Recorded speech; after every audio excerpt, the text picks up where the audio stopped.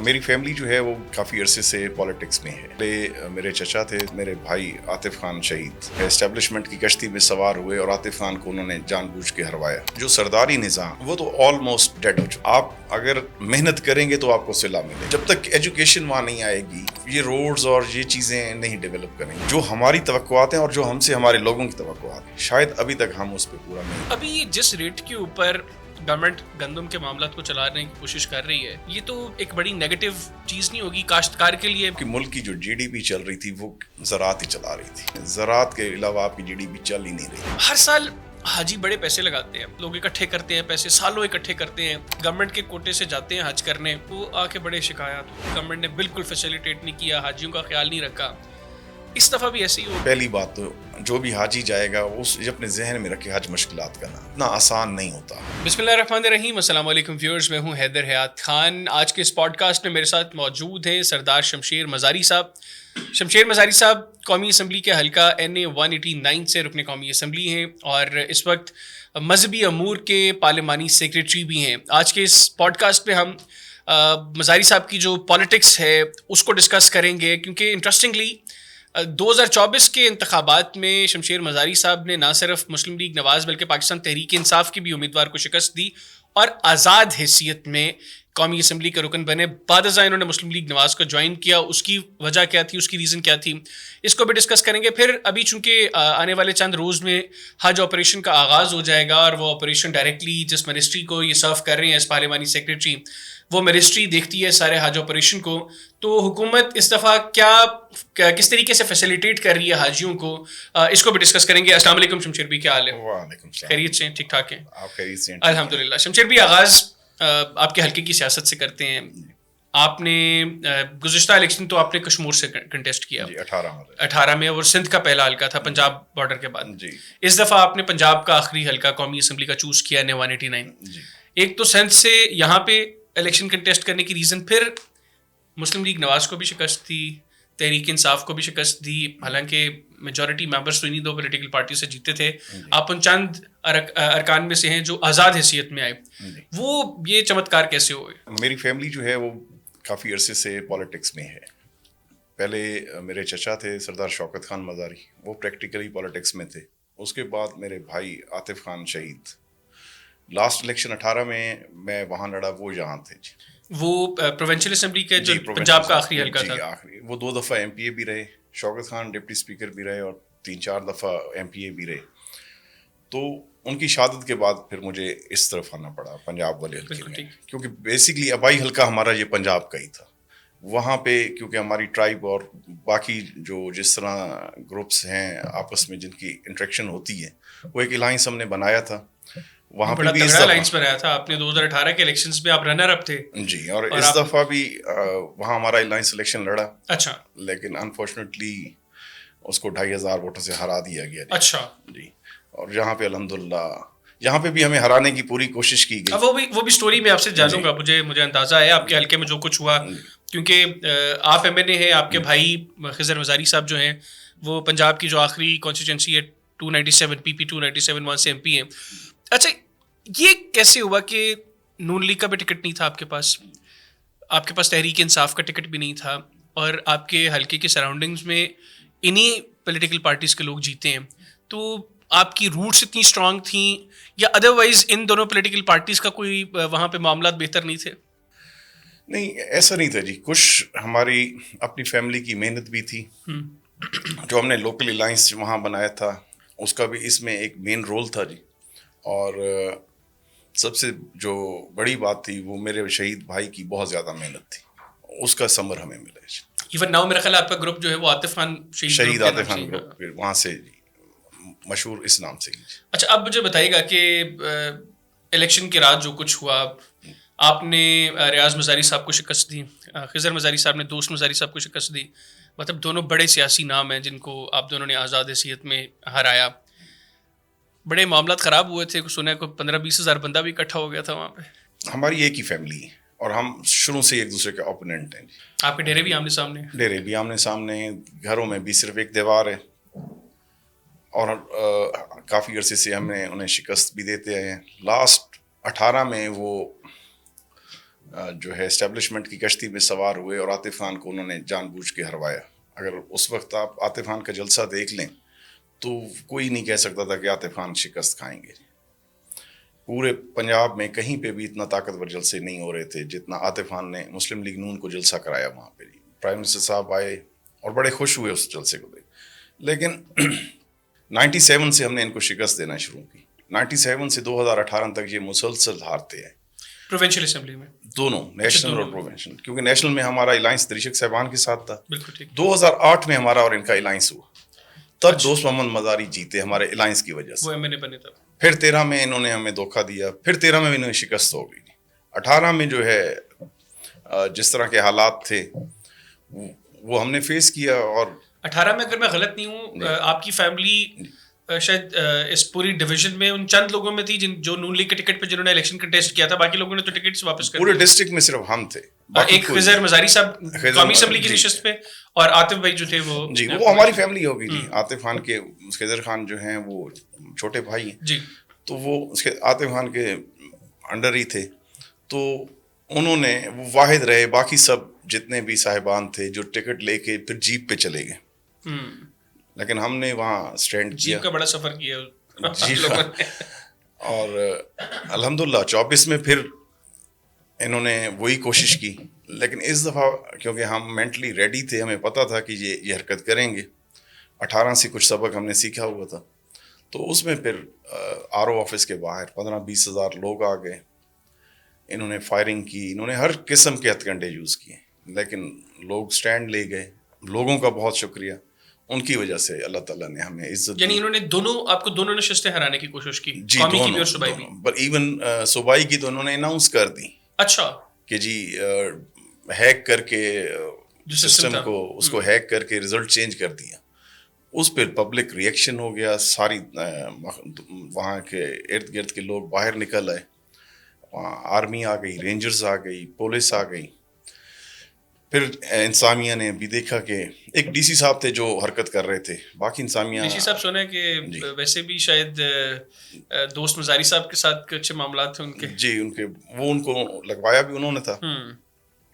بہرحال وہ پاسٹ ہے, گزر گیا, اور اللہ تعالیٰ کے ہم شکر گزار ہیں اور اپنے لوگوں کے شکر گزار ہیں, انہوں نے ہماری لاج رکھی. اچھا, عاطف مزاری صاحب کا جو نام ہے وہاں پہ, میں نے چونکہ 3-4 دفعہ آپ کا حلقہ وزٹ کیا ہے. جی, ایک تو ٹرائبل سسٹم ہے, جی, مطلب پنجاب کا آخری حلقہ ہے, سندھ اور بلوچستان دونوں کا بارڈر لگتا ہے اس کو, تو سندھ اور بلوچستان کا کافی عکس ہے آپ کے حلقے کے اندر, جو وہاں کی سیاست ہے اس کا بھی. جی. میں نے جو چیز محسوس کی وہ یہ ہے کہ ٹرائبل بیلٹ میں جو بڑی فیملیز ہیں ان کا عام لوگوں کے ساتھ کنیکشن بہت ویک ہے. جی. اور عاطف مزاری صاحب کی جو میں نے ویڈیوز دیکھی ہیں, جو لوگوں سے میں نے گفتگو کی, وہ بڑے اچھے طریقے سے کنیکٹڈ تھے, ان کی روٹس پبلک میں بہت اسٹرانگ تھیں. جی. تو مطلب اس فیملی سے, آپ کی بڑی فیملی ہے آپ کی, پولیٹیکلی بھی, ادروائز بھی آپ بڑے ذمہ دار ہیں اس علاقے کے. تو کس طرح عاطف صاحب نکلے اور انہوں نے پبلک میں اتنے روٹس اپنی مضبوط کر لی کہ آج ان کے انتقال کو تقریباً کچھ 6-7 سال گزر چکے ہیں, باوجود اس کے آپ کا گروپ بھی ان کے نام سے مشہور ہے. سر, یہ عاطف خان نے کیری کیے. اس سے پہلے میرے والد صاحب, میرے تایا, ایون میرے دادا, یہ سٹائل ان کا تھا. وہ میرے دادا ہمیشہ کہا کرتے تھے کہ ہمارا خاندان جو ہے یہی ہمارے غریب لوگ ہیں, کیونکہ ہمارا آپس میں اختلاف رہا ہے اپنے خاندان کے ساتھ, اور کوئی لاسٹ 40 ایئرز ہم نے آپس میں خوشی غمی بھی نہیں کی.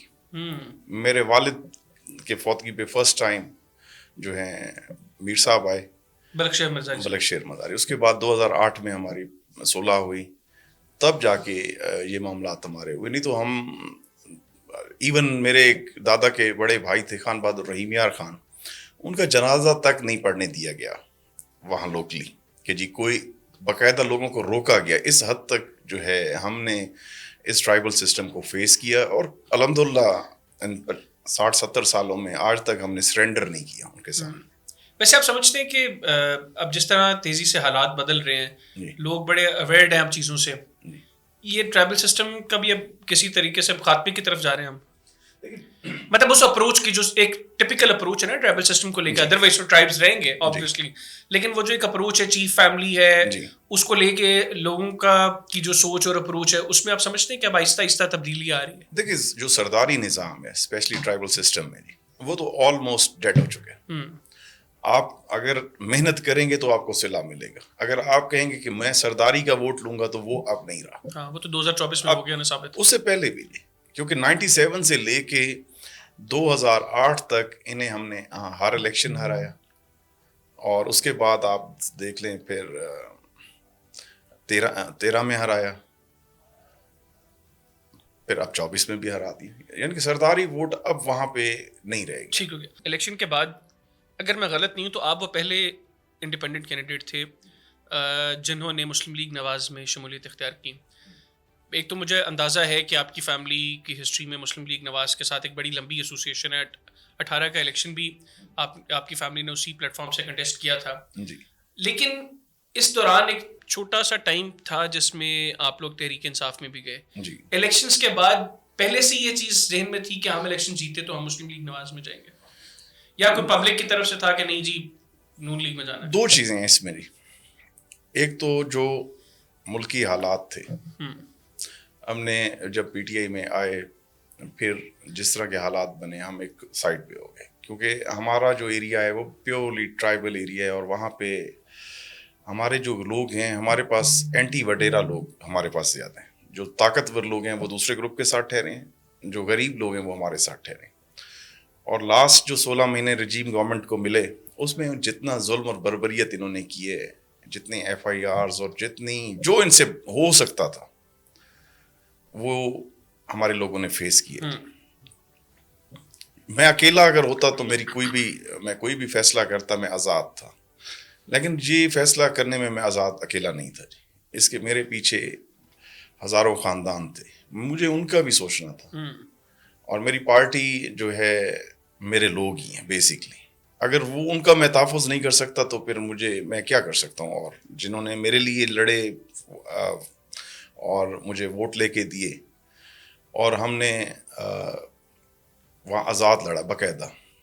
और अदरवाइज भी अगर आप इलेक्ट हो गए हैं तो आप लोगों के काम तो तभी करवा सकते हैं अगर आप गवर्नमेंट में होंगे। उसके अलावा सबसे पहले तो उनका तहफ़्फ़ुज़ मेरे लिए ज़रूरी था। डेफिनेटली सबसे पहले जो है उनकी बका मेरे लिए ज़रूरी थी उनके साथ, क्योंकि आपने हमारा इलाका देखा है, हम अभी बहुत पीछे हैं। शायद 47 वाला माहौल अभी तक है हमारे पास। यहाँ बड़ी एफर्ट कर रहे हैं आपका इलाका, मुझे उम्मीद है इंशाल्लाह तेजी से डेवलपमेंट होगी वहाँ पे, बिलखुसूस इंडस हाईवे, और अभी मैं अंदर की रोड्स भी देख रहा हूँ, आप लोगों ने काफ़ी काम करवाया वहाँ। असल जी, जब तक एजुकेशन वहाँ नहीं आएगी, ये रोड्स और ये चीज़ें नहीं डेवलप करेंगी हमारे खित्ते, क्योंकि सोच को तालीम सोचा नहीं है वहाँ पे।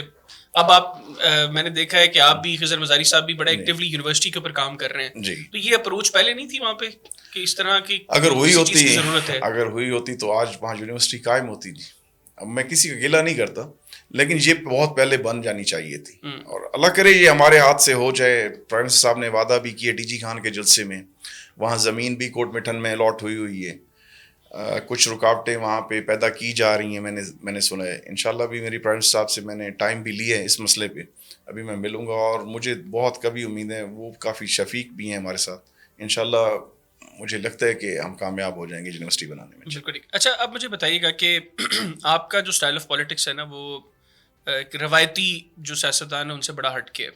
एक तो जिस तरह मैंने बताया कि आप वेल कनेक्टेड हैं लोगों के साथ, सेकेंडली आप खुली डुली खरी बात भी कर देते हैं आमतौर पे। आजकल हमारे जो सियासतदान हैं वो बड़े डिप्लोमेट्स हैं, तो गुज़िश्ता 1.25 साल की 1.5 साल की जो गवर्नमेंट है आपकी, इसमें आपको लगता है कि आपने जो सोचा था कि एज मेंबर नेशनल असेंबली अपने हलके के लिए मैंने किस तरह सर्व करना है, चलें अचीव तो नहीं कर सकता इंसान 1.5 साल में कुछ, लेकिन उस डायरेक्शन को आपको लगता है कि आप उस डायरेक्शन पे चल पड़े कि जहाँ से आप 5 साल बाद आपको लगेगा कि नहीं, मैंने काफ़ी कुछ हासिल कर लिया, काफ़ी कुछ अचीव किया अपने लोगों के लिए?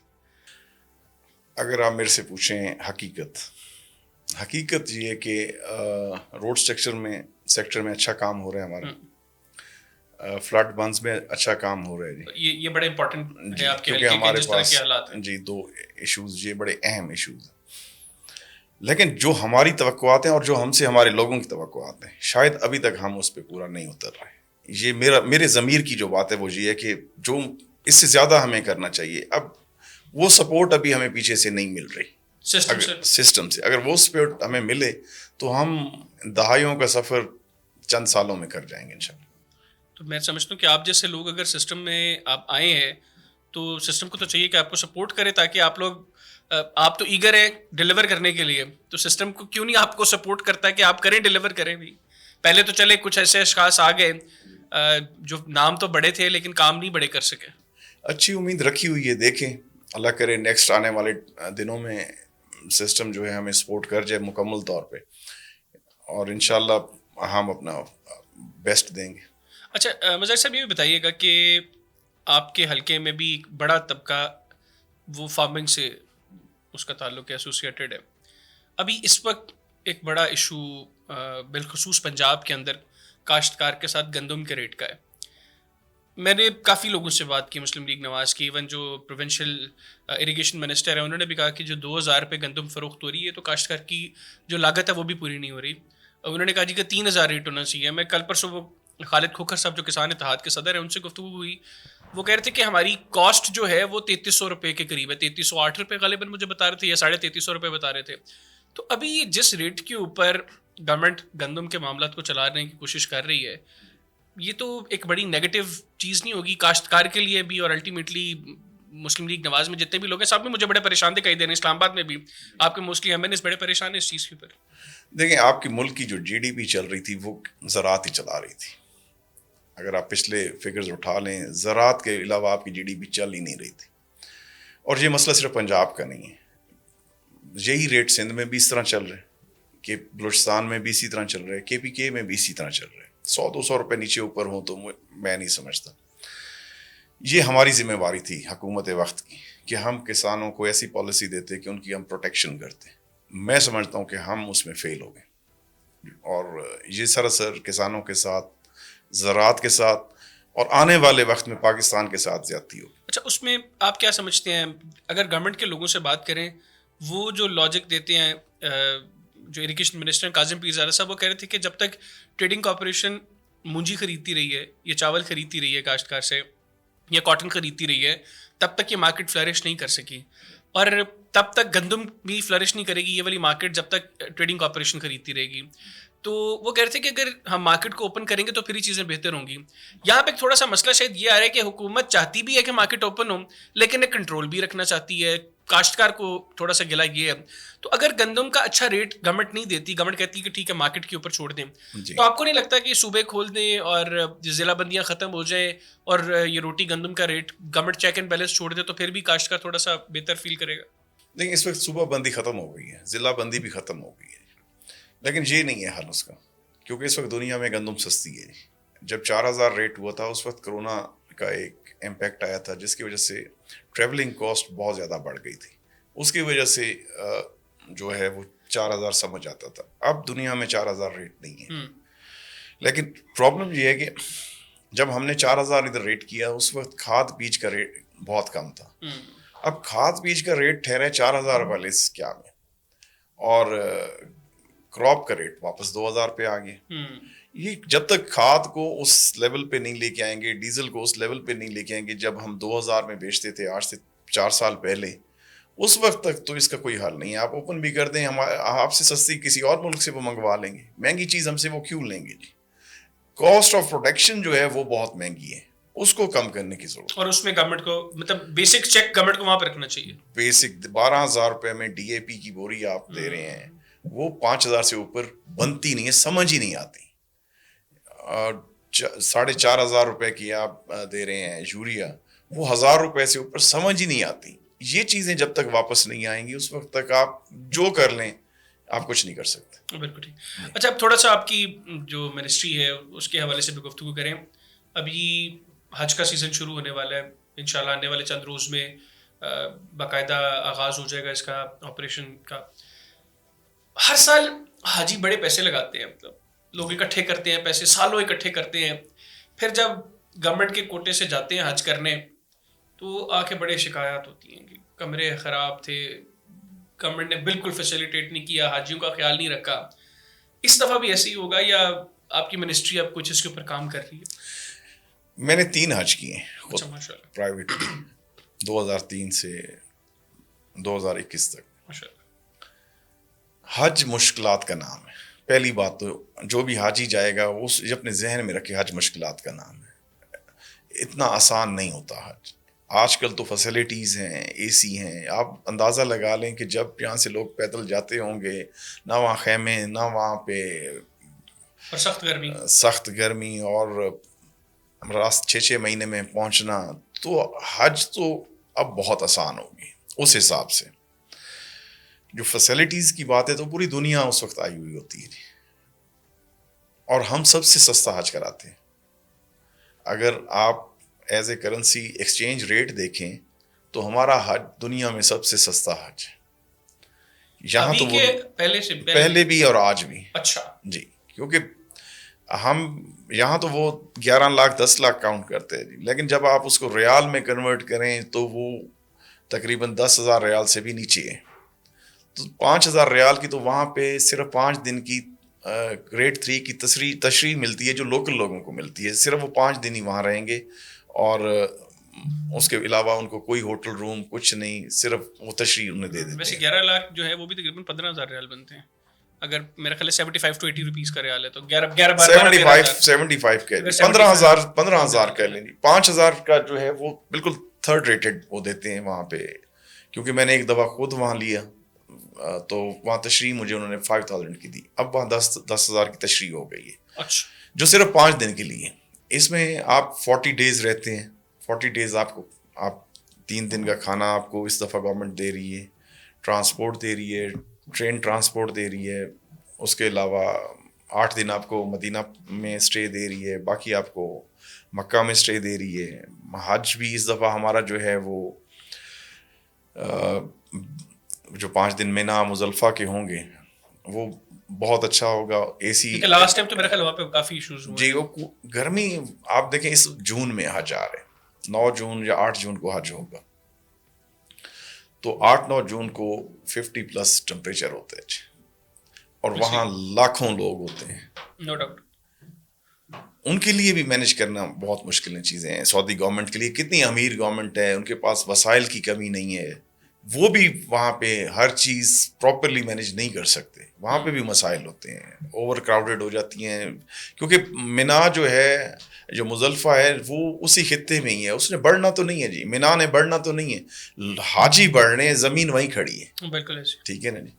تو میرے حساب سے انشاءاللہ اس دفعہ مشکلات جو ہیں پہلے کی نسبت کافی کم ہوں گی. باقی حج مشکلات کا نام ہے. اچھا, دوسرا یہ بتائیے گا کہ ایک تو آپ نے کہا کہ ایئر کنڈیشنڈ خیمے ہوں گے وہاں پہ, اور دوسرا لاسٹ ٹائم ایک یہ بھی تھا کہ شاید حاجی زمین پر سوتے تھے وہاں پر.